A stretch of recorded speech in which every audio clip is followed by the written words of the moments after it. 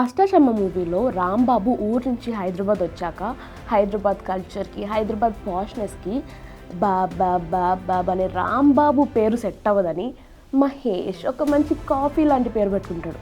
గుర్తుందా? మజిలీ మూవీలో నాగచైతన్యకి ఒక్క లవ్ ఫెయిల్యూర్ అవ్వగానే క్రికెట్ అన్నీ వదిలేసి తాగుడుకు అలవాటు పడిపోతాడు.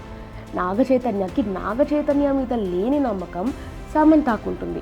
ఏక్ మినీ కథ అని ఒక మూవీలో సంతోష్ శోభన్ తనకి లేని ప్రాబ్లం ఉంది అనుకుని దాన్ని సాల్వ్ చేసుకోవడానికి నానా కష్టాలు పడుతూ ఉంటాడు. తను దేనికి పనికిరాడు అనుకుంటాడు, అబద్ధాలు చెప్తాడు, రిలేషన్షిప్ని నాశనం చేసుకుంటాడు.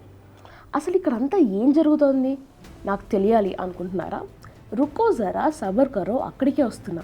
ఇప్పుడు నేను చెప్పిన 3 ఎగ్జాంపుల్స్ ఇంపోస్టర్ సిండ్రోమ్కి ఎగ్జాంపుల్స్.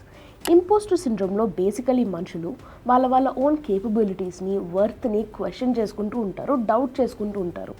వేరే వాళ్ళ మీద ఎంత నమ్మకం ఉన్నా సరే వాళ్ళ మీద మాత్రం వాళ్ళకి నమ్మకం ఉండదు. వాళ్ళు సక్సెస్ అయింది వాళ్ళ ఓన్ హార్డ్ వర్క్ వల్ల అని ప్రూఫ్లు తీసుకెళ్ళి ముందు పెట్టినా సరే వాళ్ళు మాత్రం నమ్మరు. వాళ్ళు సక్సెస్ అయింది ఫ్లూక్లోనే అనుకుంటారు. నా ఇంపోస్టర్ సిండ్రోమ్ వల్ల స్ట్రెస్ పెరుగుతుంది. పర్సనల్ లైఫ్లో, ప్రొఫెషనల్ లైఫ్లో సాటిస్ఫాక్షన్ ఉండదు. రిలేషన్షిప్స్లో గొడవలు వచ్చేస్తాయి. అండ్ 4th థింగ్, మన పొటెన్షియల్ని మనం కంప్లీట్గా రీచ్ అవ్వలేం. మరి ఈ ఇంపోస్టర్ సిండ్రోమ్తో ఎలా డీల్ చేయాలి? ఫస్ట్, ఇంపోస్టర్ సిండ్రోమ్ ఉంది అని యాక్సెప్ట్ చేయాలి. సెకండ్, అన్ని థాట్స్ మీలో మీరే పెట్టేసుకోకండి, షేర్ చేసుకోండి. థర్డ్, ఈ థాట్స్ అన్నీ ఎక్కడి నుంచి వస్తున్నాయి, రూట్ కాజ్ ఏంటి అని అర్థం చేసుకోవాలి. ఫోర్త్, మీ సక్సెస్ని మీరు ఓన్ చేసుకోండి.